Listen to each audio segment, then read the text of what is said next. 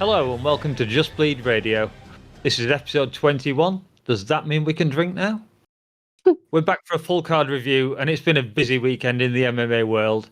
Before we get started, I just want to say Happy Mother's Day to all the mums out there because it's Mother's Day here in the UK and yes, I have talked to mine.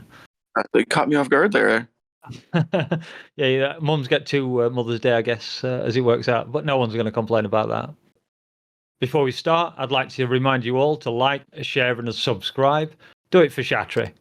That's the pleasantries done with, so I suppose it's time to say hello to my fellow hosts. Out there in Ohio and every MMA YouTube chat room you can think of, it's Lazybed. How you doing, Lazy? Doing pretty good. Happy Mother's Day to the moms out there. Dangermouse just alerted me to some info I did not know. So. And last but most certainly not least, it's our California boy, Austin, aka No Special. So how's it going for you, Austin? Well, it's been a pretty good weekend so far. if it is Mother's Day, goddammit, I'm sorry, Mom. Okay, so on with the fights, and we'll jump straight into the main event for UFC 299 between Sean O'Malley and Marlon Cheeto Vera. And for now, I'll just say, what a performance by Sean. I'm not his biggest fan, but god damn it, the kid can fight. And so, who wants to start us off? Okay, so going into this thing, I had the same question I think a lot of people had. Fluke or fact? Was that first fight the real deal, or was it a fluke like Sean was claiming all along? I think that after last night, we can all agree Sugar Show renewed for season 2. Sean put on a fucking masterclass last night. I was impressed. I don't know if we're gonna leave in what Austin said before he started getting choked up, but I'm not the biggest fan of Sean. But god damn if I wasn't impressed. A little bit of a round by round breakdown here. Round 1, the pre-fight stare-off was tense. They were both in that little crouched position across the cage from one another, eyes locked. Very tense moment. Started out with your standard distance gauging, lunging jabs by Sean. Cheeto was immediately just reacting heavy to every movement and feint that Sean was making. It was a classic kind of chess battle to start out, but as expected by most people, Cheeto gave away round 1 with his typical classic slow start. But you could tell there was a feeling something was simmering, something was building. As we moved on to the fight in round 2, Sean started to really kind of open up and feel himself. Cheeto at points was just looking bewildered. Like he did, I don't know if it was just his style and the way he fights, but he didn't know when to go, when to not. It was at that point in the second round when Cheeto actually started to find some success going first. Sean landed that fucking massive knee and cracked that fucking sound throughout the arena. It's fucking violent. Sean was just, displaying that blazing speed, and Vera was already wearing it by the end of the second round and O'Malley actually sat him down late there at the end of the round with the right straight. At that point, I had a two-zip Sugar. Third round, the corner, Perillo was in the corner telling Cheeto to go Vato. I thought that was pretty cool, even though he didn't really heed the warning. Sharp fucking O'Malley just constantly piecing up fucking Cheeto while Cheeto kept shelling up. O'Malley was looking every bit of the champion. I really, really wish, and we were talking about this a little bit pre-show, and I don't know if that's going to make the final cut, but I really wish Cheeto had gone for it earlier. I think if he had shown some aggression, the same aggression he would show later in the fight earlier, could have had some different results. But nevertheless, by the time round 4 rolled around, Cheeto finally started showing some aggression. But where was this at prior? Sugar continued to snipe. There was an effective dirty blitz from Vera at one point. My notes are very, very similar to yours there. Yeah, yeah. My feeling, and I wrote this down and I highlighted it in my notes last night. Cheeto needs to risk it for a biscuit. he was not putting it on the fucking line, bro. Like, come on, you've shown your chin can hold up to the shots for the most part at this point. Like, put it on the line. Anyway, forward pressure from Cheeto. It was a battle of smooth versus rough. It seemed, but it was Vera's best round, but too little, too late. Fifth round, Cheeto desperately needing the KO, but Suga still pouring it on. Cheeto's eye damage was playing a factor by that point. Cheeto looked lost, and Suga was steering the ship. It was a violent and vicious ending with O'Malley also sitting on the canvas post-fight after that mean body shot from Cheeto, but to no avail. Like I said, masterclass from Suga. My last points I'll make: the Cheeto walkout with the Action Bronson song was pretty cool with Bronson in the crowd. That was a nice little moment. Co-main vibes actually seemed bigger pre-fight, but we'll get into that, I'm sure. And both men were pretty busted up by the end. Cheeto just doesn't have that early urgency to hang with the elites like Sean. So. Yeah. Austin, you recovered? Or do you want me to carry on for a little bit? I don't know what the hell happened. But I am alive. I'm not dead, thankfully. Okay, look. So my initial thought was I felt as though when O'Malley first arrived on the scene, he was an incomplete fighter, and he didn't really have the ability to. What I believed was he didn't really have that second gear. He didn't have a second game plan. He just seemed like a guy who can hit pretty hard and maybe play around with some jiu-jitsu.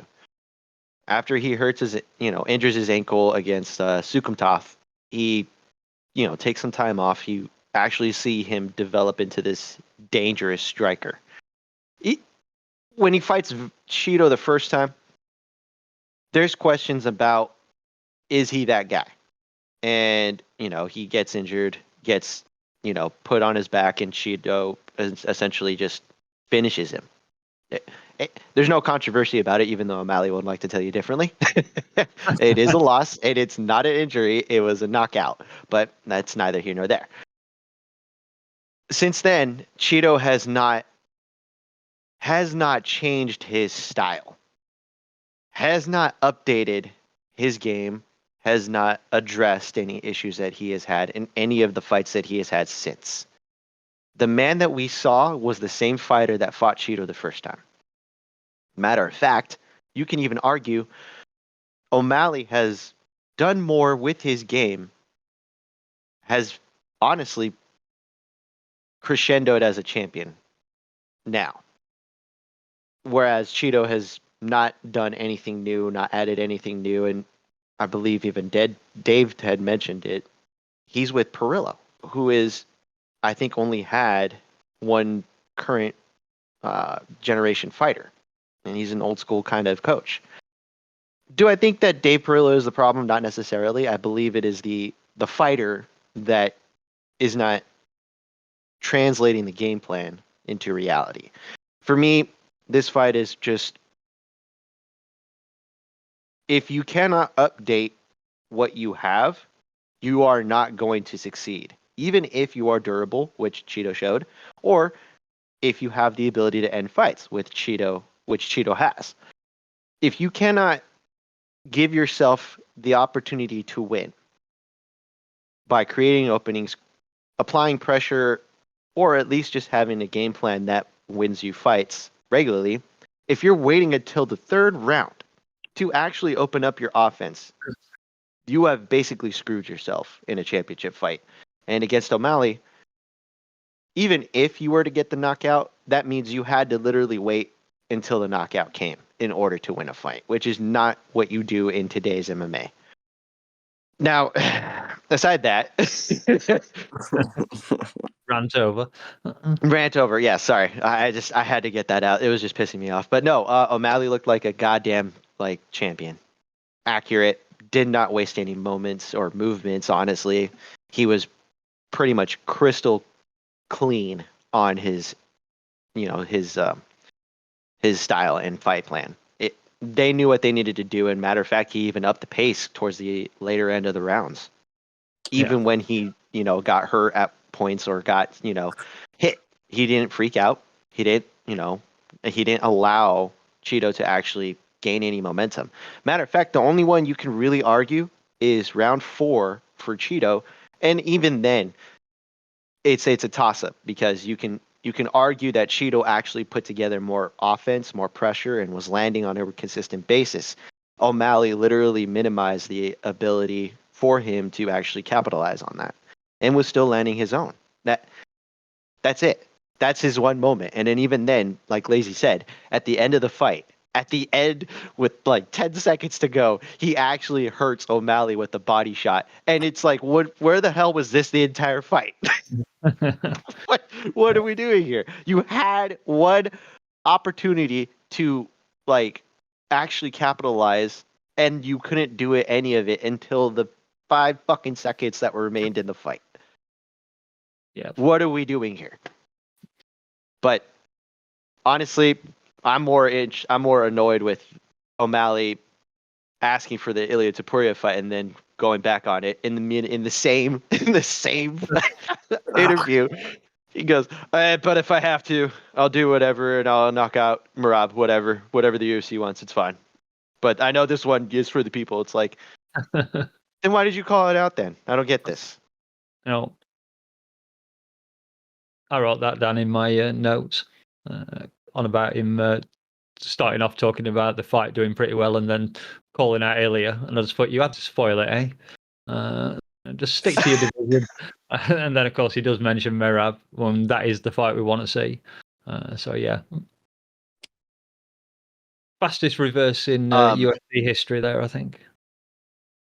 Well, not to hog this segment. Sorry, it's just when Joe asks him, who do you want to fight next and all that stuff, and he says, "Well, I've heard if you're not a true champion, you're not a true champion until you defend." And I never believed that. And I'm like, dude, why are we giving air to the idea that you need to only defend your title once and then do, whatever you like? It's okay to do other things. It's like the hardest thing to do in this sport is defend your title.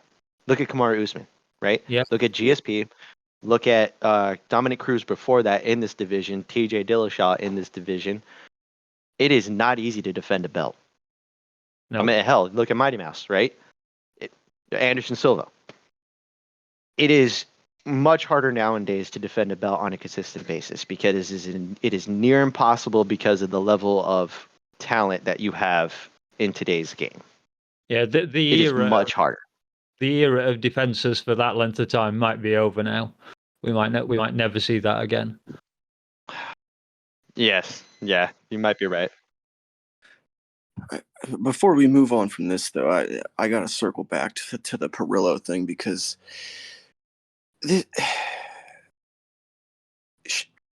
Cheeto needs somebody, and this is supposing he even has another run left in his career at such a light division like bantamweight. But supposing he does, he needs himself a coach, and I was saying this before, that's gonna light that fucking fire under his ass. That's gonna get that angry Cheeto out earlier. Because when Cheeto is willing to engage and be first and doesn't shell up and fucking wait, when he goes first, he has success. Now, I said this prior as well, he may have the most finishes in bantamweight history, but how did all those finishes come? By shelling up and waiting and making reads and hoping to outlast with his durability and catch a guy late. If he would engage early and put his fucking self out there, he would save on his chin in the long run, and I think he would find far more success. So in my opinion, for what it's worth, Cheeto needs to switch fucking camps. At least give it a fucking go.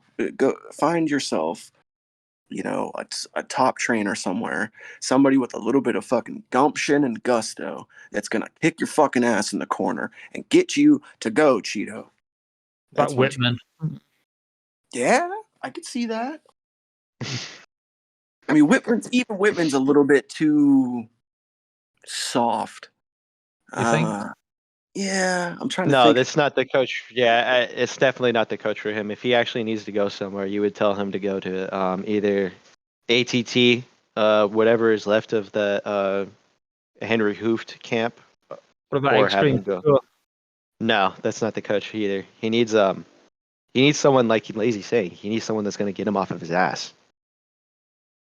I mean, Nixick could be the guy because he is sort of the dual faceted sort of coach where he takes the approach necessary for his fighter. But I was just thinking, having Sean Strickland in your face all day as well while you're being coached. Yeah, I mean, somebody with some fucking attitude, he could do. It's all cool and good to be the chill, laid back fucking Cheeto Vera, but dude, fucking, what more motivation do you need than likely your last championship opportunity of your career? Like, No, first and only too. yep, yeah, exactly. Good point. We jump on to Dustin Poirier versus Benoit Saint-Denis. The French guy who's I was all aboard on this one. Really looking forward to this fight. I think this was the fight that most of the crowd wanted, despite what O'Malley might want to think. Well, most of the Discord wanted this fight too. Yeah, I would agree. It was the people's fight, I think. Fair name for it. And of course, it did come just after Joanna champion, Joanna Jacek, getting a Hall of Fame place, which richly deserved award for her. 5 strawweight title defenses.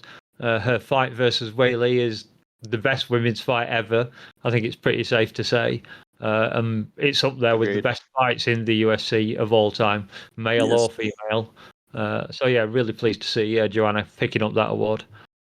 Hell yeah. The Modern Wing 2024. Congratulations. I feel like they could have done it if they were back in Europe. Like when she was in Poland at home, would have been a nice little send off for her. Yeah, I suppose so. But I guess they wanted to do it at a pay-per-view event. Was before she retired, was she with American Top Team? She was still still with them.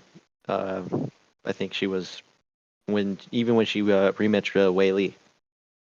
Yeah, that might have had something to do with it because they were in South Florida, so she probably had a lot of her teammates and coaches in attendance. Yeah, that makes sense. Let's see. A majority of us, I think, like Dustin. A majority of us had rooted for Dustin a lot in his career. Me especially against when he was fighting Connor, but still. There was this attitude that I had against Dustin because he was, in my opinion, not interested in fighting contenders, more interested in fighting Connor, more interested in going up and fighting Colby possibly, not wanting to fight, up and coming contenders because he didn't think that A, deserved it, B, brought him money, or C, had enough followers. This is his, him defending his spot. Justin Gaethje had to do it. Beneil did it and lost. Charles Oliveira is going to attempt to do that against Arman Tsarukyan. Dustin had to do his part and defend his spot against an up-and-comer, Benoit Saint-Denis. Yep. Good for Dustin, man. I mean, a lot of people were doubting him. I mean, yeah, I can hear a lot of the conversations go, well, what if he gets hurt? Oh, I'm sorry, this is MMA. People get hurt and they still fight back. This is a man who has been in the trenches longer than most of these lightweights have. And I did consider. I mentioned it to someone else on a different Discord that Dustin Poirier this might be a great fight IQ moment by him or his team to take on Benoit BSD at this time of his career when he wants to come forward, rather than giving him another, say, he takes someone else on, I don't know who, or he hangs back, gives BSD a chance to get another fight in and improve his own skills. And then, of course, he ends up facing Dustin anyway.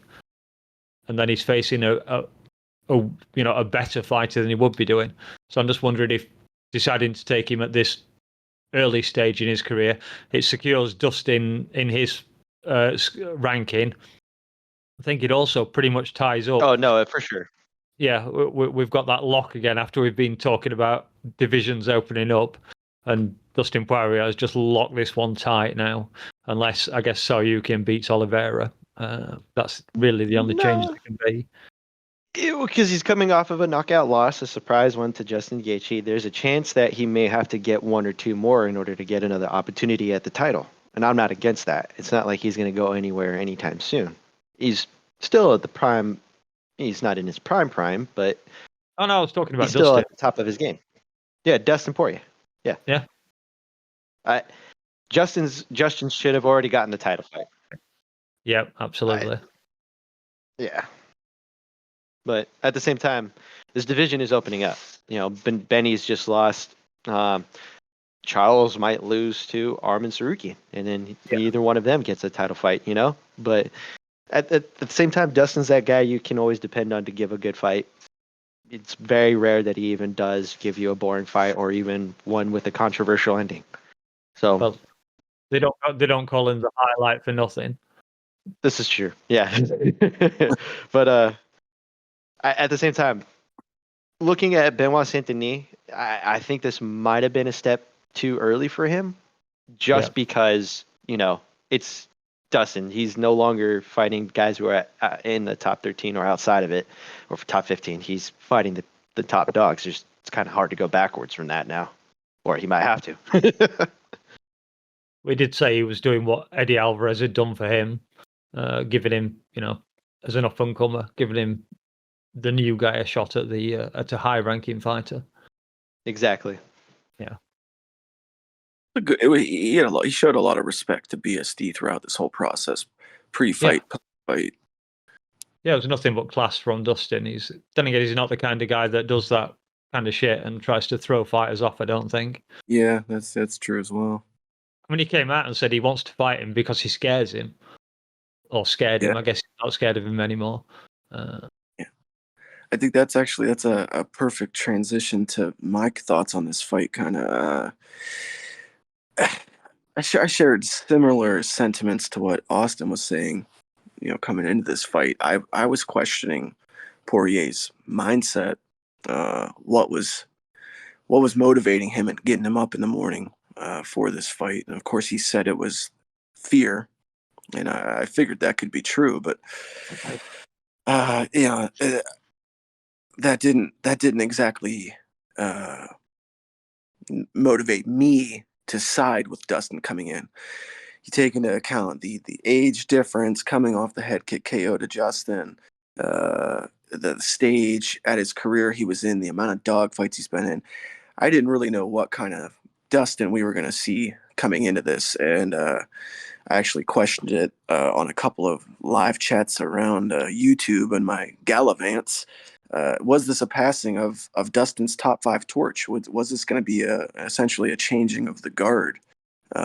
If BSD came in and did what he did to everyone else and just demolished him. He almost did. Yeah, he damn near did. I did want to say that it was by the time this fight started, the co-main event, the arena was finally packed. Miami didn't fucking show up until late. 13-1-1 for BSD coming in, but yet he was the minus 255 betting favorite. That was kind of iffy. Although I did see both sides to that coming in, as we've discussed. I noticed that before the fight started, Dustin's body was looking a little bit flat to me. He didn't look in the same sort of ripped shape he typically is in. But obviously that didn't matter. They mentioned before the fight that BSD had been training his wrestling in Bulgaria. That was a little interesting tidbit.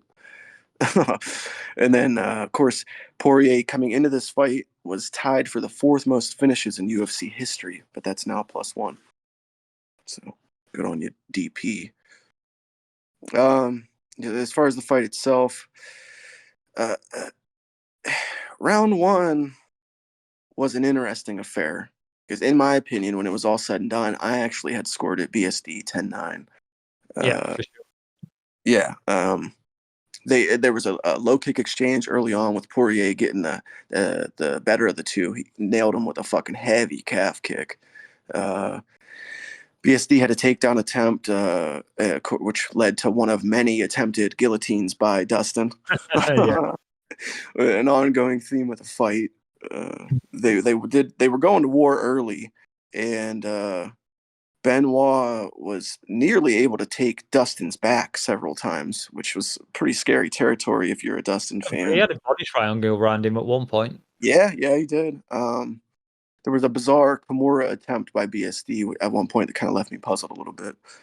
Yeah. All in all, though, I thought he was going to use it for a get up. They mentioned it on the broadcast, but then he like kind of just held on to it. It was a bit strange. But both men swinging away in that first round. There was a minimum 3 guillotine attempts in the first round by Dustin. With Saint Denis did again find his back, like Mouse was just saying, and get that body triangle around him, chasing some submissions. So I ended up giving that first round, actually, like I said, 10-9 BSD, but second round proved that didn't fucking matter. Dustin hit Saint Denis with a devastating uppercut, clipped him really fucking clean with it very early on. Yet again, jumped for the fucking guillotine. Which led to things went from bad to worse for him because he found himself on his back with BSD back on top in control. Questions started to kind of arise about DP's cardio due to the pace, because there was a fucking grueling heavy pace in this fight. But he managed to get back to his feet, and Saint Denis started applying that heavy pressure again, some nice strikes against the cage. But I found myself questioning as we were watching, and I'm sure a lot of you did too, is he getting a little bit too sloppy, getting a little bit too loosey-goosey out there? And DP, with his fucking classic tight boxing, saw those openings getting left and clipped them fucking clean. It was fucking bink, bink, bang. That shit was done. Yeah. Dustin, despite jumping those 57 fucking guillotines, he outdistanced them and outdogged BSD. Yeah, it was a sweet finish, yeah. But the question I was left with, and one of you guys could take this maybe, was but for what? Well, like ultimately for what? Like we kind of touched on this, solidifying his spot, but a win over a number 12 at this point in your career, like what does this really do for you? He's just doing what he feels he has to do. He has to, as we discussed, Gaethje did it with Fiziev. Oliveira's doing it now with Saryukian.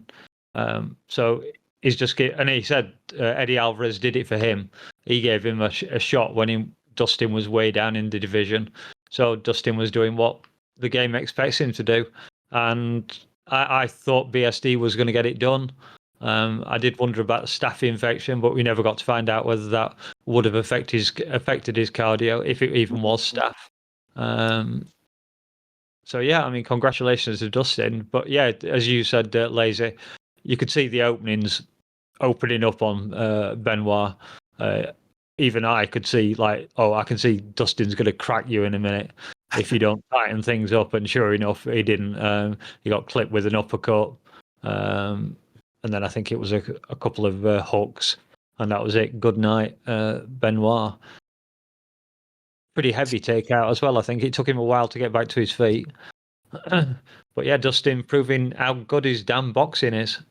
Really, really can't fault him. Saw him talking to Trump post-fight. That was quite amusing. And you tripping at Dana too. But no, I missed the Trump talk. I'm kind of glad I missed it, but go ahead.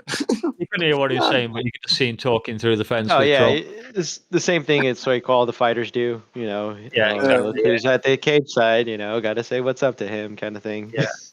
So even if you're not on Trump's side, it's not like you're going to ignore him. It's too much of a media appearance for yourself. I mean, you could, but still, you'd have to seriously hate Trump to miss that bit of media attention. To your question, Lazy, I think a fight that he could do, and it's not a fight that I'm 100% gonna die on this hill to want to see, but I wanted to see it prior when Benny was actually on a win streak. Dustin Poirier versus Beneil Dariush would be a fun one. Obviously, Benil got knocked out and sent to hell, but twice I would say in a row. But yeah, Isn't it going to But have it's, to be Gamrot now? no, because Gamrot just got a win over RDA, and then Armin's fighting Charles. Fiziev is out until further notice. Jalen just got a win. Dan Hooker's below Jalen, which doesn't make sense. That's kind of what I'm saying. Gamrot's at 6th. He's just had a win. Poirier's at 3rd. He's just had a win. There's no one else going to be available for a fight for him. They kind of match up perfectly, unfortunately, because I don't want to see that fight. Oh, I see. Okay, that's fair. That's fair. I Yeah. mean, that might be the only other fight Benny can get. I think here's the thing, though, because we all know that Dustin is at the point where he's taken fights for one of those 3 reasons he mentioned. Either a fight that scares him and gets him up in the morning and keeps him up at night, a championship, or what was the third one? A big money fight? I think that was his third. Yeah. So, is Benny or Gamrot really any one of those 3 things? He just gave the young up and comer his shot, giving him a solid, and then being the good vet or whatever you want to call it. So, does any one of these fights really get Dustin up in the morning? Fair point. I mean, he's fought. What is it? He's fought Charles. He's fought Justin. He's fought Michael Chandler, who's still currently ranked for some reason. Here's a wild card, because I did see on social media earlier that Islam and Ali called out Dustin. They semi called him out. And you got Justin wrapped up in this thing with Max, so he's not going to get a shot anytime soon. Islam wants a fight. No, I don't think Dustin doesn't deserve it, but he needs another win or two. Like, I agree. Sure. I agree. Because the last thing you saw from him prior to this is him getting knocked out by Justin Gaethje, right? Yeah. So he knocks out Benoit Saint-Denis, what was he before this? He was 12. He was 12th. So honestly, what you could do is just put him up against either Gamrot or Benil. But if he's honestly looking for a scary fight, something like you said, Lazy, I didn't hear that part that he actually wants something that's okay, that's a challenge and this dude can actually finish me. Why not put him up against Jalen Turner? I was just looking at his name. Well, he's just now been announced for the 300 fight against Moicano. Oh Jesus, is that a thing? Okay, never mind then. That's the final fight that finally got announced for the Only 300. a month away, though, isn't it? So Yeah. I mean, so the time it's not a similar. huge difference. Okay, so I don't think you could go wrong with lightweight though. He's got plenty of guys to pick that want to fight him. So it's pretty much whatever Dustin feels like he needs or wants. Just not the title. That's all. Yeah. Like I Yeah, said, go ahead. I wonder if a Gaethje versus Poirier 3 might come up. Oh, that's if he loses to Max, maybe. Yeah, I suppose so. Max is looking pretty good, I must admit. Well, this would be his second attempt at lightweight, is it not? Yeah, but he has, I think, piled on the weight and the muscle this time.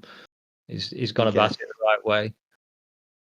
Yeah, he does look properly thick this time. Yeah. You forget how tall he is. Yeah. He's got the frame to carry the weight as long as he distributes it correctly. I mean, yeah. Yeah, I think he's gone about it rather the right way by the looks of it. That'll be an interesting fight when we eventually get it. Yeah, agreed. Even though we don't necessarily want to see it, some of us.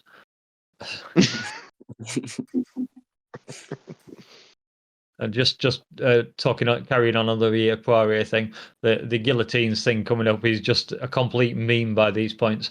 Like you said, the corners were talking about it, the commentators were talking about it. I'm not sure if Dustin hasn't made a joke about it since the fight. But I know for a fact that Heavy Hands and Jack Slack are going to be all over this stuff in their shows. Oh yeah, it's going to be a thing. Didn't he? I think he said after the fight when Joe was interviewing him, "I'll never stop. I have no plan on stopping." Yeah, I think he did. Yeah. Oh my God, yeah, he did say it. And they were, and the commentary is always saying like, "That's Poirier's go-to move. He's got a killer guillotine." But I suppose he's never finished anyone with one. Yeah. No. I'm pretty sure they said that on Heavy Hands. So as soon as the commentator said it, was it DC who said he talking about it? And Yeah. then Anik came in and went, actually, he's never won a fight by guillotine. Of course. Anik. I love it when he does that kind of stuff. It's funny. You miss every shot you don't take. So Yes. Yeah, that's Yes. true enough. Okay, I guess we can go on to the co-pre-main event or whatever the hell we call it. Holland versus The feature. Michael Venom Page. Yeah, the feature, I guess. Is that the proper name for it? The feature. Holland versus Michael Venom Page. A former Bellator fighter, 37 years of age, UK fighter, fights from London. I've seen quite a few of his highlight reel knockouts because there've been a hell of a lot of them. Although I can't say I've followed his career massively. But I thought it was quite a fun fight. I was expecting it was the kind of fight I was expecting, almost looking like it could have appeared on Karate Combat, I think, quite happily, especially MVP with that Karate Point style fighting. But it worked for him against Holland. He was absolutely lighting him up. I think it was about 74% of his strikes landed in the first round. Whereas compared to Holland, who got 28% of his, and I don't think he even threw as many either. So yeah, very impressive. Holland telling his corner after the round was over, "Damn it, MVP is faster than I thought he was, or faster than we thought he was." So yeah, they obviously got that one wrong. And then just round two, there was a lovely slip by MVP that just allowed Holland to get the takedown. Sorry, a slip by MVP that allowed Holland to get the takedown. I think he threw a kick and then landed funny, and Holland swept in, got the takedown, got top position, and then MVP finally got back up, landed a strike that put Holland, I think, either above or below the eye, and then landed a spinning elbow strike, because there's been quite a few spinning attacks tonight, but we'll get back onto those later. If that had landed, that would have been the end of it. That would have been a fantastic way for the fight to end. But I had it up 2-0 by that point. I thought that Holland needed a finish. And then round three, we had Michael Venom Page sent Holland sprawling with, I think he did it a few times with little foot sweeps that he was tacking onto the end of his combinations, which I thought was really, really nice. A really nice maneuver. Very impressed with that. And then I've just put that, Holland was grappling against the cage, but really not doing anything with it. And then again, MVP caught Holland with an elbow. And MVP was dancing in and out from range, coming in with that straight right and just landed it down the pipe pretty often. And then we had Holland kind of mock dancing, doing the same dancing around thing towards the end of the round. And I was just like, "You're losing, son. Don't be mocking the other guy. You need to knock him out at this point." But I guess that's classic Kevin Holland behavior, really. He'll be saying, "Oh, I just wasn't trying. I was just having fun." And that was pretty much my summation of the fight. The judges gave Holland one round. I'd have to check the scorecard. I don't know which round. I'm presuming the first, but I haven't had time to look up the scorecards because you Americans set your clocks back earlier an hour last night, and it's one of those weeks in where the UK doesn't keep up with you guys, or rather, you go too early because of course our clocks are right. Oh my God. There you go. There's my little rant for the day. So yeah, I had it 30-20. I would have probably given it 30-27, but the judge at 29-28 perfectly fine score. I thought MVP was very gracious on the mic afterwards, singing out the praise of the UFC, saying everything was so good around him. And yeah, congratulations MVP. Nice to see another British welterweight in the UFC. I know he won't be around for that long, but hopefully we'll get him a couple of fun fights. Maybe a crack at Wonderboy. Yeah, that seems to be the common name that everybody's throwing around as Wonderboy. Yeah. Seems to make sense. I could take this one. I feel like Kevin Holland allowed MVP to play his game, right? And the only time that this doesn't work is when you actually pressure him and clinch with him, look for the takedowns constantly. And I think Holland tried that, but like you had said, Mouse, him and his team were like, oh shit, he's actually faster than we thought. Like, yes. A man as talented as MVP is a lot faster than most people think. The problem with this fight, though, this limits who you can put up against. Had they brought him in and faced him against some non-ranked fighter outside of the top 15, okay, now we have at least an idea of where he can go. We're not like throwing him into the deep end of the pool and he's just kind of treading water, but not swimming, right? This is him treading water in the top 15. Like, he should have finished Holland if he was that good. But Holland kind of didn't really pull the trigger all that often. Matter of fact, he actually went for the clinch and, kind of gave MVP some outs. He wasn't pressuring nearly as much, and when he he was just kind of like, okay, waiting for MVP to react and then counter it. Like, he wasn't willingly pressing all the time, like, looking for crazy combinations or whatnot. And most of the time, he got clipped. It wasn't like fight-ending stuff or getting wobbled or whatnot, but he was getting hit on the way in most of the time. MVP should honestly should have fought Neil Magny, or probably could have fought somebody else. And it's like, we probably would have had a more entertaining fight with MVP. But this fight wasn't so much non-entertaining as much as it was MVP didn't really look as good as I hoped he would have. Yeah. Maybe that's just because he's fighting a guy who's not, traditional in Holland, or maybe it's just majority of the opponents that he's had are fairly easy finishes, and he's historically struggled with guys who are good. So Lima notwithstanding, I don't know what to do with him now. I would hope it's the for me personally, like you guys said, I think Wonderboy would be the thing that I would want to see next, but I think they're friends, as per our editor-in-chief Dave. I believe that's the case, and if it is, that means that they may not or are not willing to fight each other. And we all know what happens when Dana doesn't get the fights that he wants. So I mean, hey, I'm up for whatever fight he gets next, just not the title, like some people were saying. But at the same time, I would love to see a couple more fights out of him. He looks like he's in relatively good shape. He looked a little slower than usual, but that's probably just, UFC jitters. Yeah.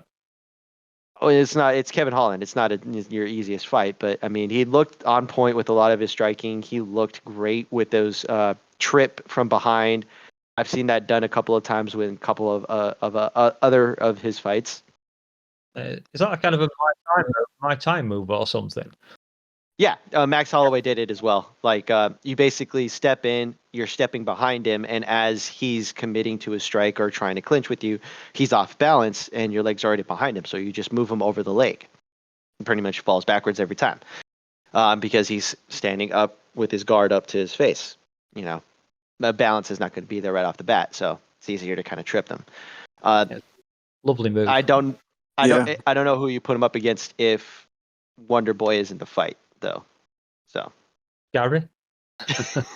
But yeah, but let me get to that here, because I got Take it away. I think we basically all sort of seen the same things or similar things. Basically all have similar notes as well. To touch though on that technique that we were just discussing, that's a really cool move because when you combine it with a strike like he was doing, it almost like amplifies what looks to be the impact of the strike. So Yeah. depending where you're Mhm. seeing the judge, you might think that's a knockdown. Yeah, I guess so. Yeah. With All the way he was lunging in with those strikes, and all of a sudden the guy drops. I mean, your vantage point, you might think that's a knockdown. Uh, yeah. First of all, I want to say that this fight, just the energy, man. I don't know if it was MVP or MVP and Holland both or what, but the fucking energy was through the roof for this fight. And I wasn't even really like hyped for it or anticipating it coming in, but I'll be damned if I wasn't fucking on the edge of my seat with sweaty palms pretty much the whole time. Um, It's a fun fight. yeah, yeah. Like MVP doing walkout with the Undertaker song and the robe. That was fucking awesome. Oh my god, I Better forgot about that. Yeah, better than Izzy's walkout, in my opinion, because I saw a lot of people saying, "Oh, Izzy did it first." I think that fucking MVP's was better, and he had a more impressive victory afterwards. So, yeah, take that for what it's worth. But yeah, entertaining energy, big fight vibes. The atmosphere was all there.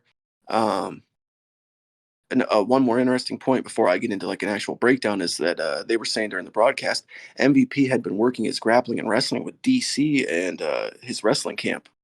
So that's kind of cool. Ooh. Yeah, shout out fucking Michael Page for working on that wrestling, your deficiencies.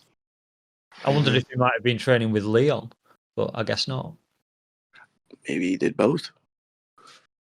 Split camp. Anyway, so yeah, a little bit of a round by round breakdown. Round one, MVP comes out in that signature stance. I believe he calls it the 6:30 because that's where his hands are on the clock, 6:30. Okay. Pretty cool. It was good to see that in UFC. Just that moment of seeing him there in his stance in the UFC attire in the cage. A cool moment. I'm happy for him. Um, One thing I noticed before the fight started was that just how long Holland was. He was equally long as MVP, which is a rare occurrence in his fights. Uh, but I found myself asking, can he match the speed of MVP? And we quickly find out he could not. As you guys pointed out, uh, Kevin saying to his corner after the first that they didn't realize how fast he was going to be or they underestimated it. That's the same thing he said when he fought Wonder Boy. Now, if you thought Wonder Boy was fast, you're damn sure going to fucking think MVP is fast. That's a fucking fact. Yeah. Some rare grappling sequences from Kevin in that first, which was an interesting sight. Page landed a I nice. was wondering if he was going to attempt to get any takedowns or not, because he didn't. He agreed with Wonder Boy, didn't he, that he wouldn't? But Yeah, that was my thought coming in. I think a lot of people had the same sort of thought. Like, is this going to be another gentleman's agreement where we agree to just stand and bang, or would yeah, he genuinely try to win? Which it was nice to see him engage in some grappling, despite not being very successful. But MVP immediately from the first round had that right hand heavy attack, just fucking clocking Kevin over and over again. Like I said, a little bit of the grappling. It did work back to the cage several times in the first. Kev was immediately just having trouble finding MVP. And then I think Mouse, you mentioned it, that huge Yair Rodriguez style elbow to end the round for MVP. yeah, It was pretty sweet. Um, so yeah, round two, Holland was seemingly like testing some techniques to try to close that distance because he was having such trouble finding MVP. But MVP was still stinging him and exiting. A brief mistake did lead to a clinch and a takedown for Holland with some good ground and pound. But Page kind of effortlessly just sort of rose up, almost Derek Lewis-esque, like no real technique. He just fucking stood up. Page was just clipping Holland multiple times at will. Landed that same elbow again at the end of the second round. So by this point, I had MVP up 2-0 on the cards. yeah. Another one of those lunging punch takedown trip things for MVP to start the third. He started intelligently inviting Kev back up to his feet. Like, I'm not fucking going down there with you. I know where my bread gets buttered. Like, let's stay up here. Thank God, a smart fighter for once. But yeah, Page scored a trip, but Holland briefly wound up behind him, so it didn't really work out in his advantage. MVP showed off surprisingly good grappling and submission defense, albeit against somebody like Kevin Holland. There were some funny LOL moments of mockery and whatnot, classic MVP stuff throughout. He's flowing, nailed another Yair type elbow in the third, so that's 3 of those fucking elbows. I think they must have seen something breaking down the film. Uh, Kev looked fucking gassed, discouraged, or both. And yeah, so there was some late meaningless grappling in the third, and Holland looked emotional and dejected. So good on you, MVP. Nice fucking debut. Like we said, he's up there in age, so I don't know. He's not going to be here for a long time, but hopefully he's here for a good time. So Yeah. happy to see. Do we have anything more to say on that fight? Nah. Good. Okay, then. Jack Della Maddalena defeats Gilbert Burns by KO, knee and elbows. 3 minutes 43 of round 3. I'll let one of you two start off this one. Lacey, do you want to take this one away? Yeah, sure. JDM and Gilbert Burns. Well, I had my doubts about Jack. I like his style. I like what he brings to the table. But with his last fight, I forget who did he fight? He fought somebody on short notice, didn't he? He actually his last most recent fight was against Holland, but he had fought that Rafael Fasif, I think is was it no I'm sorry, Basil Basil Hafez, yeah. yes, thank you. So yeah, you know, a lot of people were fucking super high on Jack, obviously for a lot of good reasons. The guy was on a 17 fight win streak, tied for the second longest win streak in welterweight in the UFC. So people were high on him with good reason, but I had my doubts. I picked against him in the Discord, and I regret that. This was Burns' 22nd UFC appearance, which is fucking wild. He had Vicente Luque in his corner. 37 versus 27, so it was a real thing of experience versus youth. I feel like I've been kind of long-winded on these breakdowns, so I'm gonna try to wrap this up. No, you're good. No, don't worry about it, man. You're good. All right. Well, round one, there was a theme throughout the card. It seemed like the round one or early in the fight, opening up with kicks from both sides, but early kicks by Burns. I really like JDM's stance. Like I like that bladed. It's a boxing stance, but I don't know what to compare it to. But a very nice stance from JDM. Gilbert was quick to get it into a grappling situation, but Jack showed a pretty nice ability to get up. He landed a sweet judo throw, followed by a knee that would bear fruit later in the fight. Very smooth feet and sliding, like distance management from Jack. I was impressed by that. Late takedown by Burns when he landed a heavy right hand. That first round, I was kind of on the fence. Like I feel like you could have judged it either way. You could have. I wrote down close round, not sure who edged it. Yeah, like I even feel like you could have possibly given that round a 10-10. Like both dudes had their moments of impact, and neither one very clearly pulled ahead. Round two, JDM was working that crisp jab, reaching out and touching him, but an easy entry and a nice cradle by Gil at one point. Which there was a couple of cradles throughout the fight, if I'm not mistaken. Jack was keeping Burns behind that black running track line around the octagon for most of the fight, so that might have been a technique or something that they were trying to employ. Big Burns elbow on the clinch, or I don't know what I was saying there. I've got nice elbow written down for round two as well, so it must have happened. Yeah, I think it closed it with the elbows, I think is what it was. Or not closed it, but like that was the biggest strike of the round, I think. Yeah, at least for Gil. Yeah, I had it was followed by a nice JDM blitz. So, um, Yeah, in, JDM slip combos. but yeah, in my opinion, like in that second round, Gil really needed to mix it up more. He needed to throw some more kicks, like just some more variety, more volume, maybe. Um, Huge Burns overhand at one point and a takedown, but JDM managed to get up again. Uh, you know, not a bad round really for either guy, but in my personal opinion, I scored that second round for Burns 10-9. Yeah, so Um, did I. Round three, you could see very clearly at the start of round three that obvious sense of urgency from Jack. Immediately coming The corner told him, didn't they? They told him he needed a finish, so this fired him up and sent him out there. in. I didn't catch that, but that makes fucking a lot of sense because you could see it. Like there was a different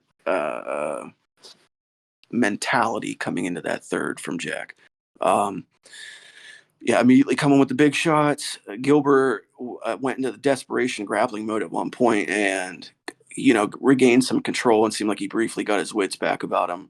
I noticed Jack looking up at the clock multiple times, so he knew, like this is crunch time. Like I gotta fucking go. Um, Burns managed to find himself partly on Jack's back, and he was looking for the choke, but JDM with a nice, gorgeous rollout and the get up caught Gil flush with that fucking knee, and then obviously the brutal ground and pound and elbows for the finish. But I had written down here, and I want to bring this up. Those were Florian level elbows there, Kenny Florian level elbows. That's Getting nice. Florian loving. Good on you, Jack. Yeah, love to see it. I thought Gil was not necessarily going to fraud check him, but hey, he's true contender. Well, it's interesting. Obviously, JDM just finished Burns. Hamzat couldn't finish Burns. Mm. No, So, yeah, he went to war with him too. yeah, he did. They stood and banged for for most of the fight. Right.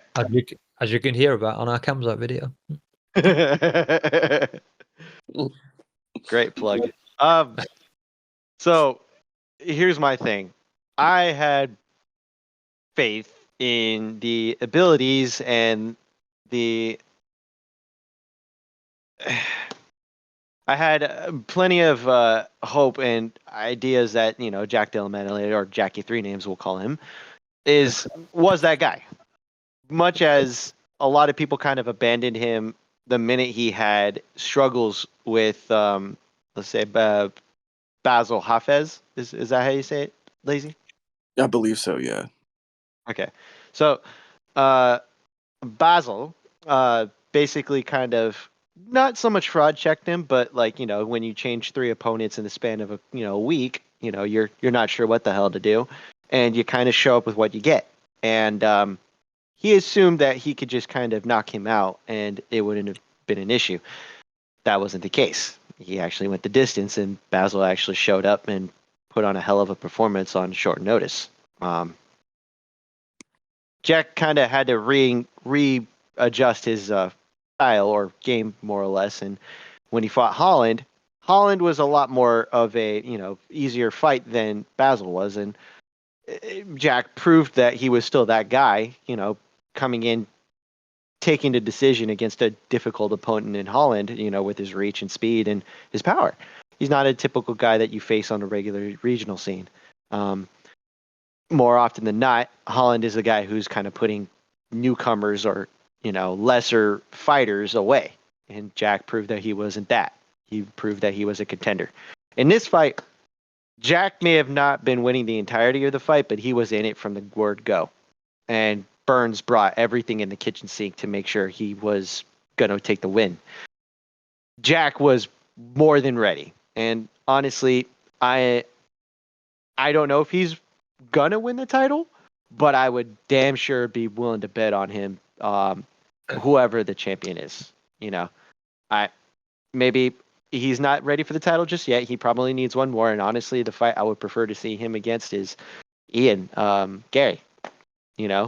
At this point, they're both in the top 6, Gary being 6, and with this win, I'm imagining he's Jackie 3 names takes Burns' place as a top contender. So, yeah, put him in fourth.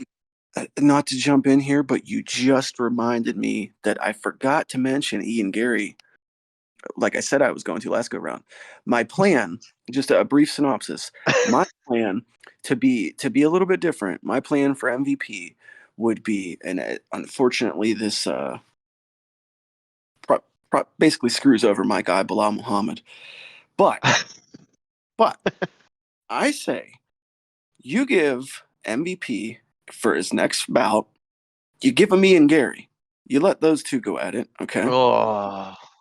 Now it's a electric fight. Stand up striking. People would love to see it. Young up and comer, old fucking superstar, newcomer to the UFC, but a veteran of the game. Blah blah.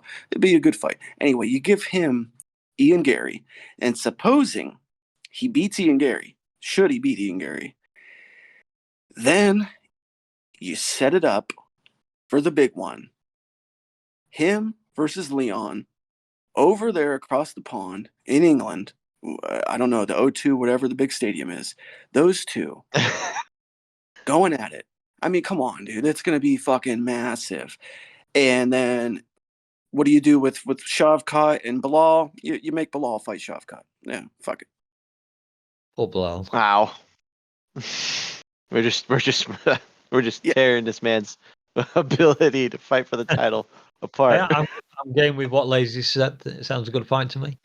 I mean, I'm just thinking from the UFC standpoint, money making. I mean, MVP versus fucking Leon over there in England. Like, come on, man. You want that shit more? Sell out anywhere.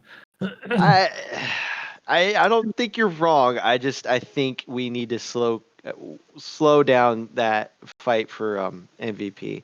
You got contenders now. Let's just use them while we have them. Right? I'm not saying it's logical. I'm just saying, like, time is short. Time is short, and they love money. It's just what we want. Yeah. That's fair. That's fair. All right. Sorry, I didn't mean to fuck up your order there, Mouse. So yeah, back to regular scheduled programming. We're free rolling now, pretty much. We're just working his way back through the card, so don't worry about it. Yeah. The only other thing I'd say about the fight was I noticed Bruce Buffer moving the ref and JDM so that they could do the presentation, in front of the camera without Burns, who was still laid on the floor, semi-conscious, I guess, in shot. So I thought that was quite nice. Then, of course, JDM did call out Shavkat. Again, I'll hate on Ian Gary. See, Gary, that's how you do it. You call out Shavkat, not fucking Colby, who everyone knows is washed. As entertaining as the press conference might be, I don't really care about that fight. But yeah, all credit to JDM for shouting out Shavkat. Yeah, you gotta have fucking nuts the size of grapefruits to call that guy out. Absolutely, yeah. And then we be go a fun down. Fight. Yeah. Like, whoever Shavkat fights is going to be a fun fight. Mm-hmm. Even if he's tearing Colby's arms off or something. I can dream. Yeah. Yeah. Next one, Peter Yan defeated Song Yadong by unanimous decision, 29-28. And I guess it's Austin's turn. Yeah, throw a quick 2 minutes on it. I'll do a quick 2 on it. Basically, Jan is that guy who we thought he was. He's not on the downside. I don't think he's still that guy. Yep. He faced a tough fight in Song Yadong. I don't believe that Peter may be able to get the title anytime soon, as long as guys like O'Malley or Corey Sandhagen are there. And even then, when he has a win over Corey Sandhagen, it's like that was a tough fight for him too. Realistically, Song, I hope that he gets back on the win streak because he is a young contender that this division needs. It'd be a shame for him to kind of go down a losing streak, but I don't think that's the case. Even though he has like an interesting camp with Danny Castillo and Uriah Faber in his corner. Mm-hmm. Not sure if that's limiting him or not, but still. Good for Jan. Good win for him. Honestly, I would like to see him and Cheeto run it together and not a title eliminator, but hey, let's get him back into contention. Why not? It would be a fun fight to see. Good win for Jan against a young contender. It was a fun fight too, to say the least. Yeah, it was a fucking very fun fight. I saw a lot of people calling it for it to be the fight of the night. What I don't know. What did actually get the fight of the night? Does anyone know? Dustin Poirier and Benoit Saint-Denis. Yeah. Okay, yeah. Makes sense. Hard to argue with that one. Right. Yeah. I don't think anyone would argue with that one much. Yeah, I was really tired on the first round on this one. I couldn't make a massive decision. I thought that Song had maybe edged it. Then the second, what did I note down? Song was far more aggressive at the start of the round, certainly. Some nice slick striking, and he had that threat of the takedown, which looked to be paying dividends. It was causing Jan to be cautious. But then eventually Jan did pick up the pace in the second, started looking good. He had his great defense versus any takedown attempts that Song tried against him. And then he was landing that uppercut throughout the entire second round as well, if I remember rightly. A really nice looking punch. Every time, I guess, when Song was ducking in, either feinting or actually going for a takedown, it was just being met by Jan's uppercutting fist, which I thought was pretty nice work by Jan. And then he also got a takedown at the end of the round, which kind of sealed it off. And he also, at that point, I think, landed an elbow that cut Song. So that was enough for him to take the second round. And then the second round, I think, was again more of Song in the earlier part of the round, but Jan, or rather, I've got the Song was landing more punches, but Jan was landing the more powerful punches, and you could clearly see it when he was landing. It was causing much more damage than the little taps that Song was landing. Not that I'd want to take one of those taps to the face. I will point out. No. And then they ended up on the ground again, and at the last minute, Jan got top position, and the small amount of ground and pound damage he did was enough to seal the round, as far as I was concerned. I think Song looked pretty tired by the end of the third round. Again, not surprised, 15 minutes at their pace, who wouldn't be tired? So yeah, Jan took it 29-28 to my own card, and I know all the judges disagreed with that. Agreed with that. Yeah, I mean, you basically just gave my breakdown verbatim. They seem to take notes in similar ways. That's pretty much what I got. I guess just to hit the bullet points. Well, first off, shout out the newly dubbed Swaggy Song, which is what they were calling him coming in because of the new blonde hair. The swag did not work out in his favor.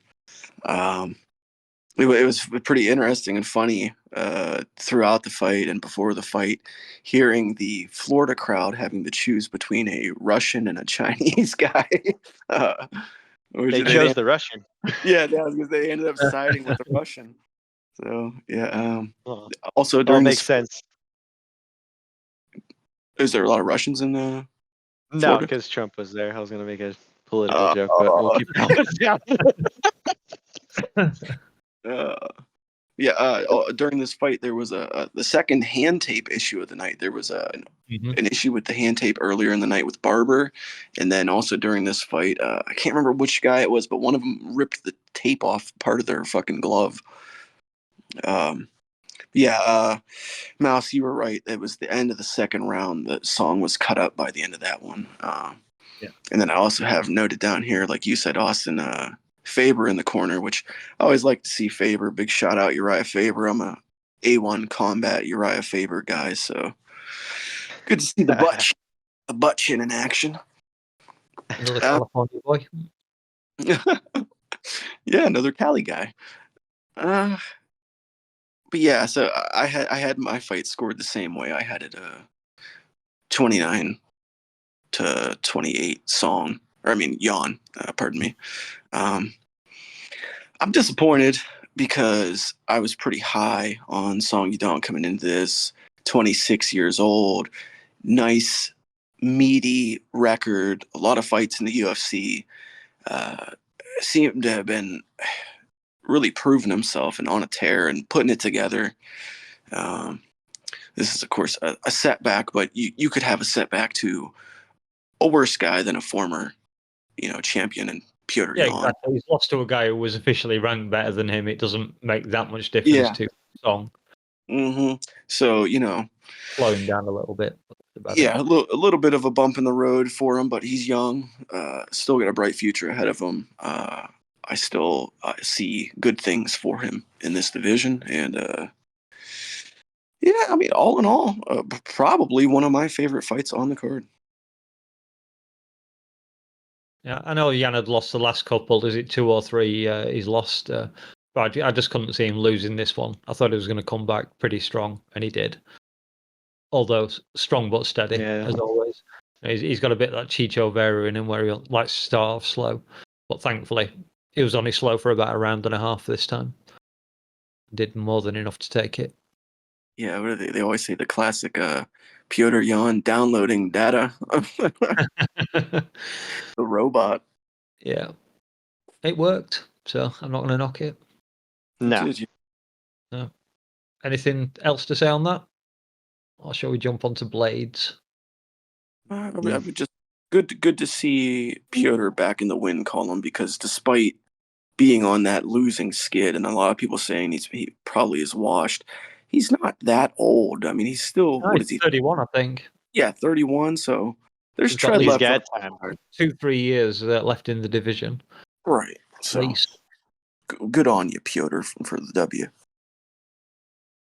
Okie dokie. Well done, Peter. Curtis Blades defeats Jelton Almeida by TKO strikes 36 seconds into round 2. Do you want to have a little chat about this, Austin? Yeah. Disappointment. You know the meme of or the GIF, I should say, of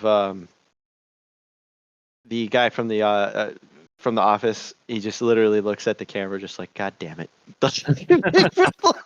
That was my thinking on this. I'm like looking at it. I'm like, oh my God, we're going through this again. It's not Derek Lewis. It's Curtis Blades. You could kind of mix it up a little bit. The one time he did, he looked like he had only taken a kickboxing class on the weekend. Like, he just throws a wild haymaker, throws a wild kick, and then just goes back to immediately blanketing, which is weird. I didn't realize he was from Dagestan, but, it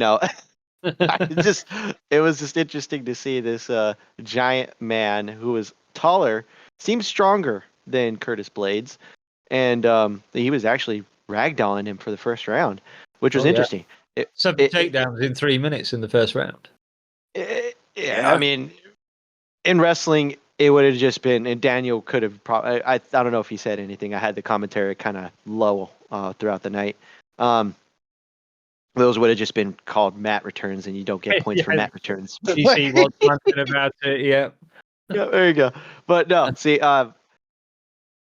I had thought that Almeida had actually a plan B, but apparently he doesn't, and he deserved to get elbowed to death from that position that Blades finished him from. I just didn't understand why he sold so hard on that takedown in the second round. Like, what are we doing here? Like, what do we say about Cheeto? Almeida literally just did the same thing to all of his opponents, and he could get away with some of them where he was like doing some sloppy striking. This was the opponent where striking could have helped open up your offensive grappling. Yeah, you may have not been able to finish him, but still. Yeah, his corner literally said to him, they went, "Be aware now.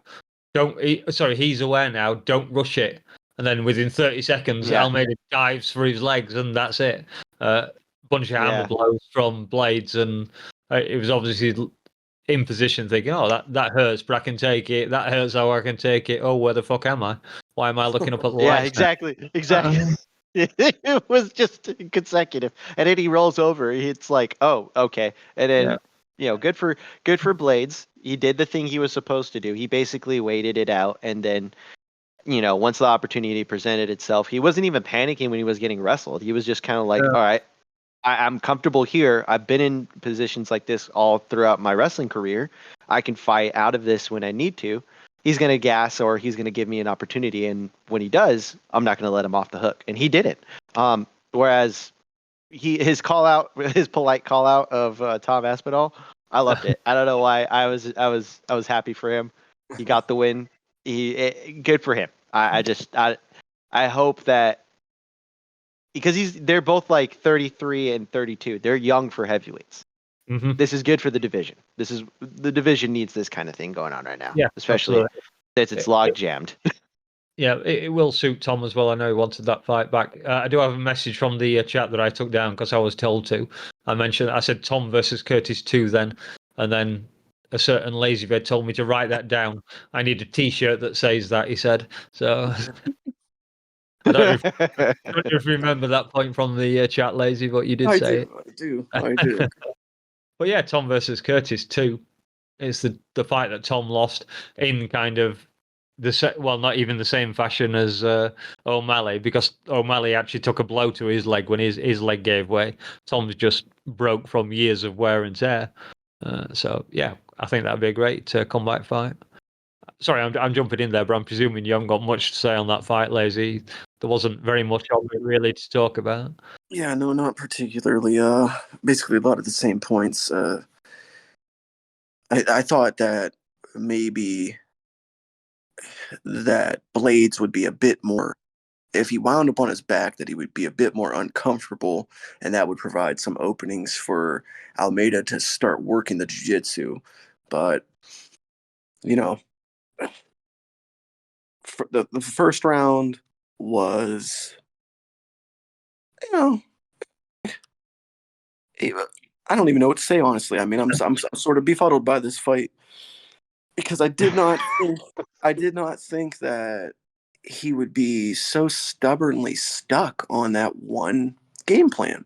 And like Austin was saying, like, to just get on that sing leg and like a dog on a fucking bone, not let that thing go, and because it wasn't like it was one shot. It was an accumulate. How often do you see an accumulation of blows lead to a TKO or a KO in that position? Like, I don't know. It was similar to when guys won't let go of a submission, like an armbar or a triangle, and they get. I was surprised Austin didn't bring that up. I thought he'd be like a dog with a bone on that one. After people get slammed into the mat because they won't let go of an arm lock or whatever. Like, I get it, you got your game plan, but man, you got to adjust on the fly in this sport. But yeah, I do like the Blades Aspinall too. I think that makes a lot of sense. Tommy seemed to like it as well, if I'm not mistaken, on social media. He said he wants that fight back. It's what he lost. So yeah, I understand why he wants it, and I don't mind. I mean, in the meanwhile, while you wait for this fucking Jones and Stipe fiasco, Yep. Have at it. Yeah. I mean, because so yeah, I'd rather Blades, I guess. Yeah. I mean, and that was a fight that I think that a lot of us were salivating for the first go around. Mm-hmm. So I think a lot of people gave Blades the top chance of winning that one, if I remember rightly, because of Tom's habit of sticking his chin up in the air. So I guess we'll see if it comes around again. See what the views are then. Yeah, love to see it. There you go. Book it, Dana. You have been told. So it's Sermonara versus am I right there? Yeah, Sermonara versus Macy Barber. Caitlin Sermonara, also known as Caitlin Chikugian. Yeah. Apparently, she's been married about 4 or 5 years, but the UFC hasn't got around to changing her name on the cards. But they've finally got around to doing it, idiots. Just confuse everybody. So just call her Caitlin, then everyone will know we're on about. Caitlin versus Macy. There we go. Oh, jeez. I've got 0 notes on this because I was doing other shit. So my notes for this fight, and this is the full extent of them, says barber fight equals smoke break. So I did not take many notes on this fight. Yeah. Take it away, Austin. Oh, I thought it was lazy. Sorry, my bad. Yeah, It I went was off- lazy, but it was lazy. It was me, and neither of us have got anything on this. My notes literally say round 3, and that's the only note it says in there. Jesus. All right. No, it's weird. Okay, so we're all on the same page that Macy Barber is possibly a contender, right? Before this Yeah. fight, you're not sure if she's actually that person. You're not sure if she's actually that good. You just know that she has this ability to force other people to fight her fight, right? A bully style, more or less. Caitlin Yeah. Chikagian is not that person, right? Caitlin Chikagian is kind of like a smaller version of Holly Holm. Doesn't have a whole lot of power, doesn't really do a whole lot different. She just strikes from the outside, occasionally will clinch, but she's got a really decent kickboxing game. She's not known for power, but she's going to win a fight, regardless, more often than not. And if she doesn't, it's usually because she's facing the top 5 of whoever that happens to be, whether it's Jessica Andrade, Valentina Shevchenko, either former champions or champions in waiting, right? Yeah. She's not losing to nobodies, really. And unfortunately, Macy Barber just proved she's not a nobody. And this is the thing that I hated about this fight was that Chikagian, for some reason, chose to clinch right off the bat when Macy Barber started crashing into her guard. Didn't really separate when she needed to. She just chose to keep that clinch more and allowed herself to get countered a lot. And that's not usually what she does. She's used to just sitting from the outside and picking you apart. She's a really good striker. So the fact that this little, young woman, managed to put this grown-ass woman in her place more often than not with a clinch battle and then winging overhand rights, winging left hooks and right hooks. It's like she didn't really have the best game plan, but she basically made Caitlyn fight her fight. Now, I'm not a huge fan of Barber. I think she did, but she's good. There's no doubt about that. She's got power, she's got strength, and she's got a decent cardio game. And it's not about, it's women's MMA. You're not going to get a whole lot of girls that are going to crush through a division, but Macy Barber might be one of those. Who knows? I don't know who to put her up against now, but Well, if she's taking Caitlin's place, that makes her 4th, which leaves Fiorot, Blanchfield, Shevchenko, and Grasso in front of her at the minute. And I think that'd be the other. They're all tied up for fights, aren't they, at the moment? Fiorot's that's the thing. That's the problem. Yeah, so Grasso is fighting Shevchenko, isn't she? Yeah, because they're doing the now. Ultimate Fighter too. Yep. Oh yeah, of course, yeah. So let me say this: they just released or did not bother to sign. Oh god damn it! Who was it? Talia Santos, right? She left the promotion. Okay. That would have been the perfect fight. Yeah, and she's now in someone PF. who's Yes, yeah. They basically let go of a contender because reasons, and it's like what that would have been the perfect fight for Barber because Caitlin Chikagian, being a striker, not really a grappler, was able to put her up against the cage more often in this fight than not, which actually gave her the win, surprisingly. So, someone who is also a good grappler and a decent striker in Talia Santos would have been able to challenge her, but now we won't get that because she's no longer in the division. She won't get that test against a really elite grappler. So, I don't know. I'm wish-washy on what she's going to look like in her next fight or who she's going to be able to actually fight next. Not like she could fight backwards from this position anymore. Fair enough. Again, a log-jammed division, pretty much. Oh, yeah. I would have said Andrade, but she's just hopped over her, so I guess we can't go that way. She's at strawweight. She's at strawweight. I'm just looking at the rankings, that's all. Jessica Andrade is 5th. That's so dumb because she's not a flyweight anymore.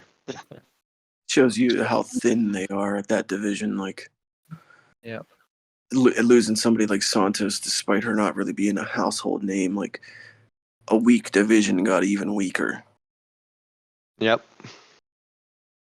Mateus Gamrot defeats Rafael dos Anjos by unanimous decision 29-28, 29-28, 30-27. Take it away, whoever wants it. I'll go first here. First, I want to share a little stat that I think I share. This was basically my Luke Thomas stat, even though it wasn't really a stat. I shared this everywhere I fucking went this week. This was RDA's first time fighting on the prelims since he fought Khabib in 2014. Oh, that's crazy. Are you serious? Yeah. And there was another number associated with that. It's something like oh god, I don't know what it was. He's 18 or no, 18 or 20 of his fights following that were all main events, like since then. So yeah, to go from pretty much main eventing every card you're on to being on the prelims really speaks to the fucking depth of this 299 card. Yeah. As far as the fight went, RDA was in vintage form early. Great knee that rocked. I'm not sure. I don't know if that was Gamrot that kneed him. I don't know. My notes are a little bit all over the place. Gamrot intelligently was working that wrestling as everyone fucking thought. I have written down here, poor old man about RDA. Oh my god. He must have been getting mauled with the wrestling. RDA, Gamrot things. yeah.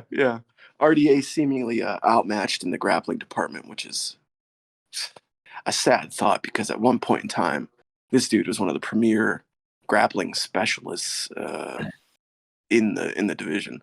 But anyway, relentless pressure and a nice smother job from Gamrot in an empty arena. I have written down because nobody was there yet.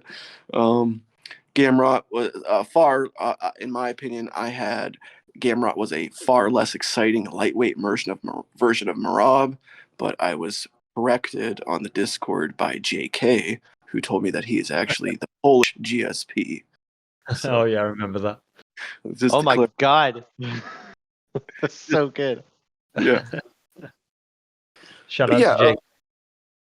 Maybe we'll get JK on as a guest one of these days. Yeah, I don't know why we haven't. Yeah, not the most exciting fight, of course. No Gamrot fight really is, but yeah, good showing, I guess. And he continues to solidify himself as one of the more boring contenders in the division.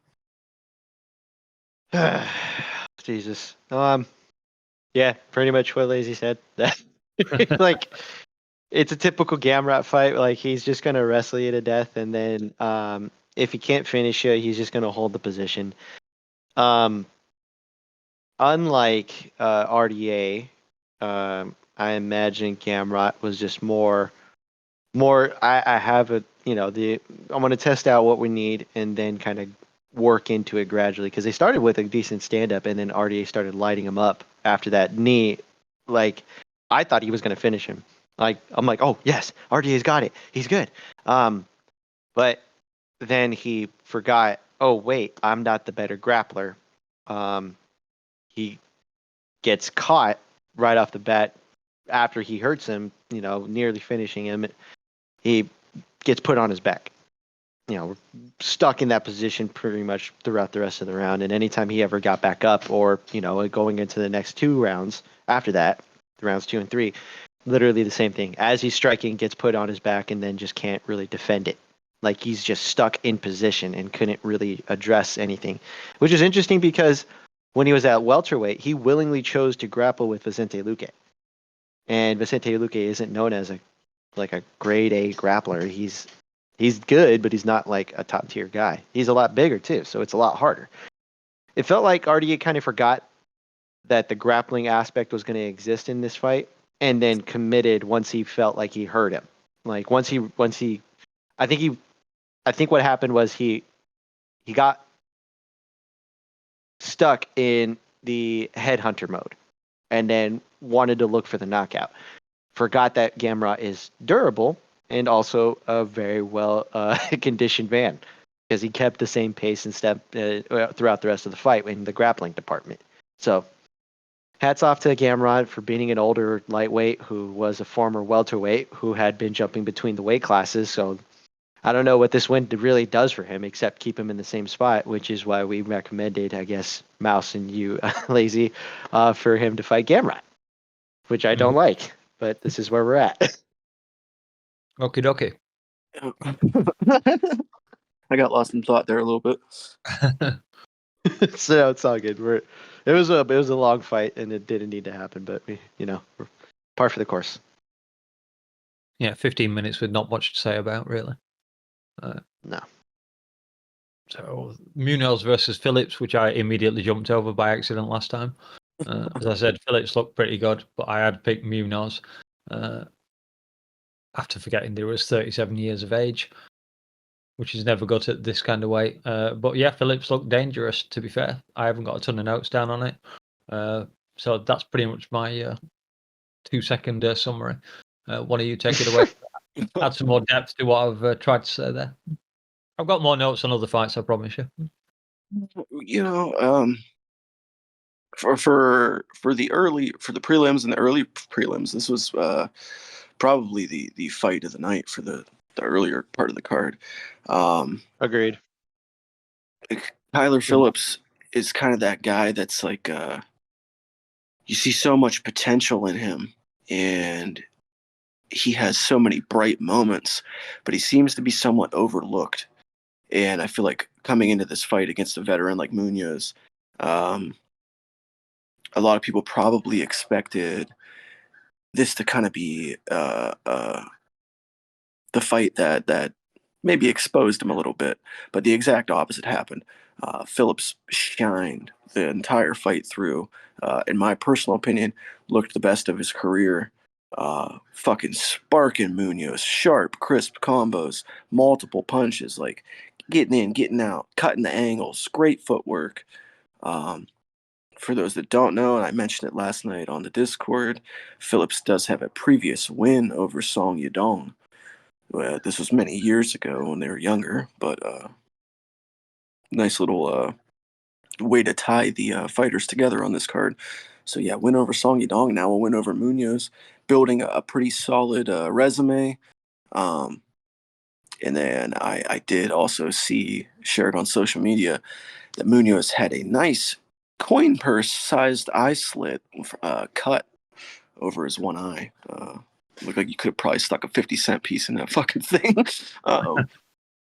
Yeah, just good overall win for Phillips. The guy looked fucking on the top of his game, and still relatively young. I'm not exactly positive of his age, but I'm pretty sure he's still in his 20s. Yeah, so potentially some big things lying ahead for the young. They call him the Matrix. I was saying that's a terrible nickname. There's no, what's the context? Your name's Kyler. Like, they should call him Kyler the Phenom Phillips, or Kyler the Freestyler Phillips. Kyler the Baller Phillips. Anything, but yeah. So long story short, good little win for Kyler. Stupid name, but a good win. Yep, agreed. So for me, I had picked Pedro because I just thought he was the more well-rounded, more experienced fighter, and Kyler showed up in this fight and actually put on a very well adapted performance considering who he was up against. You're not going to put Pedro Munoz out. You're going to hurt him.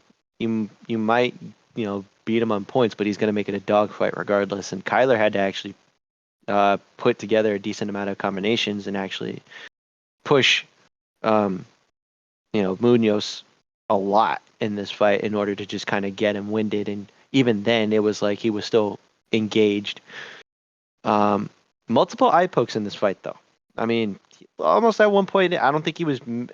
It's hard to say.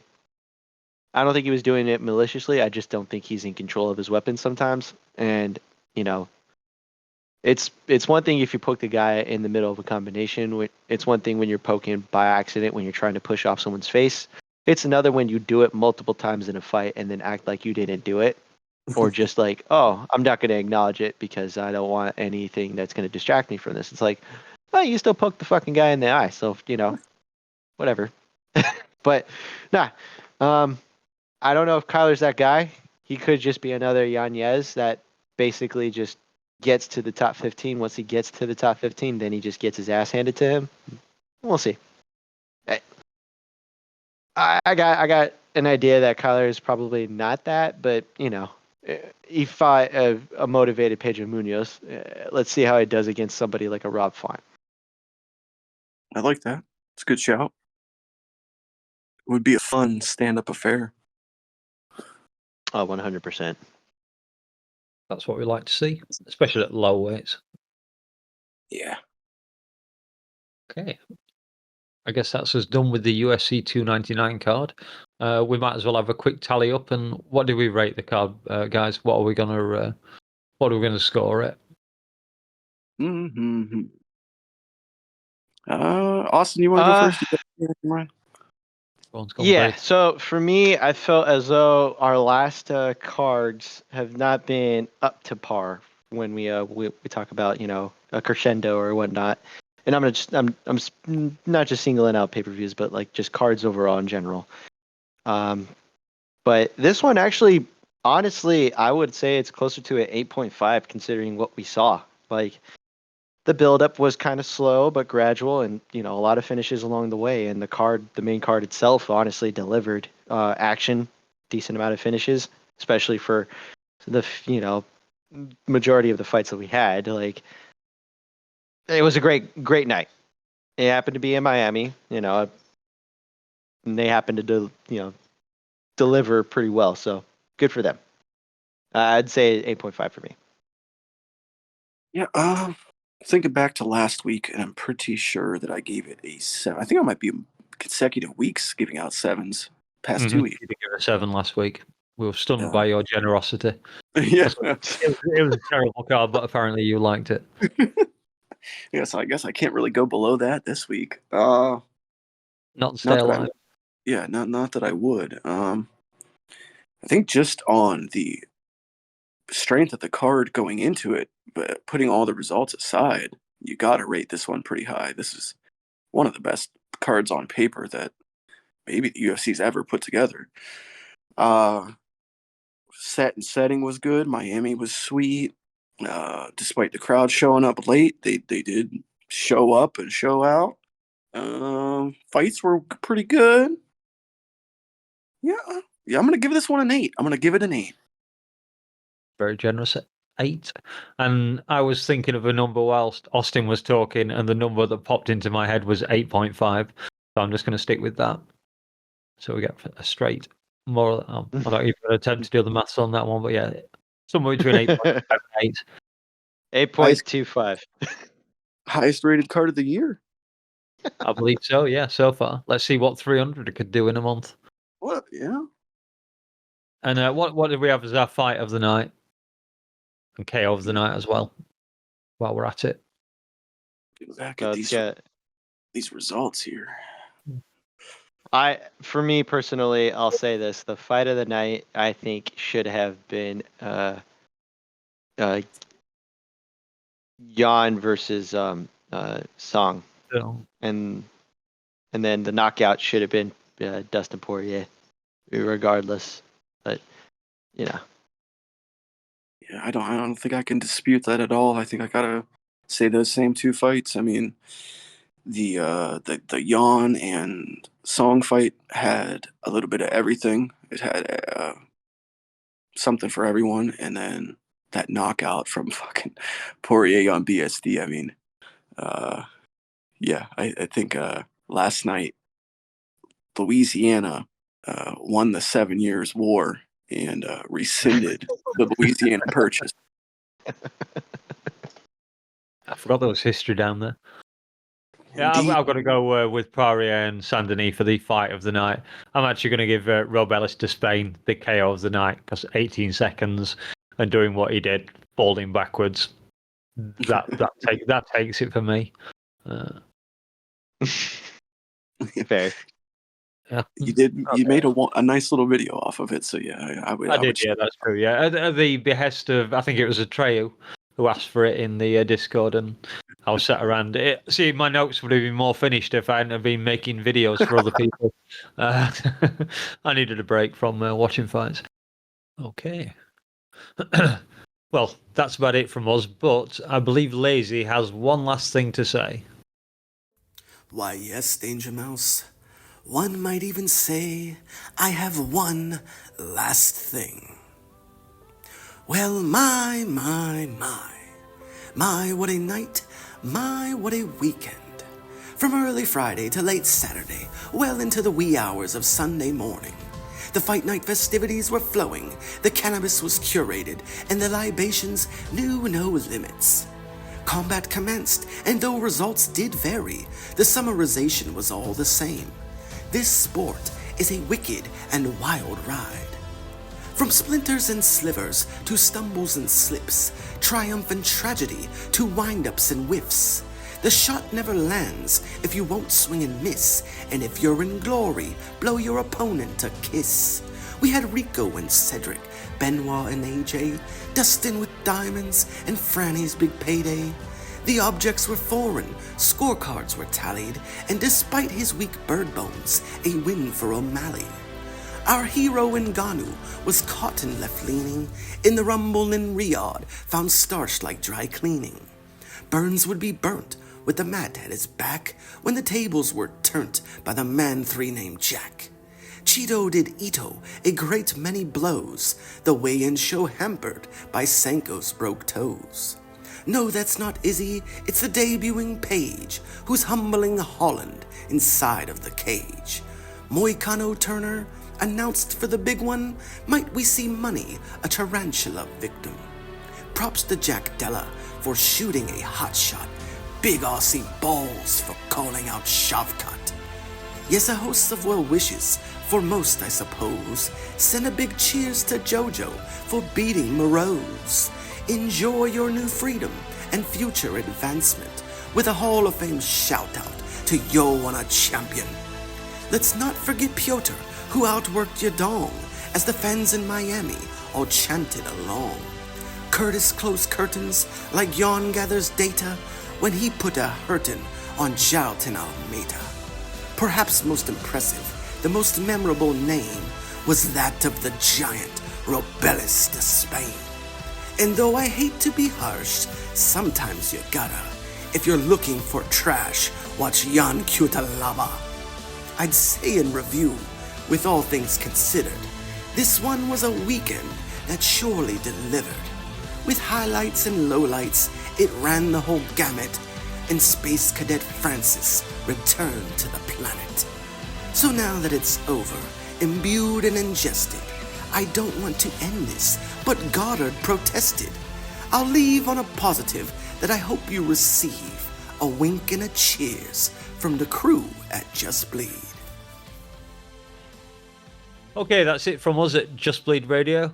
We hope you enjoyed the show, and we'll be back next week with our weekly roundup of 2 fat guys fighting at the Apex when Taito Ivasa takes on Marcin Tubera.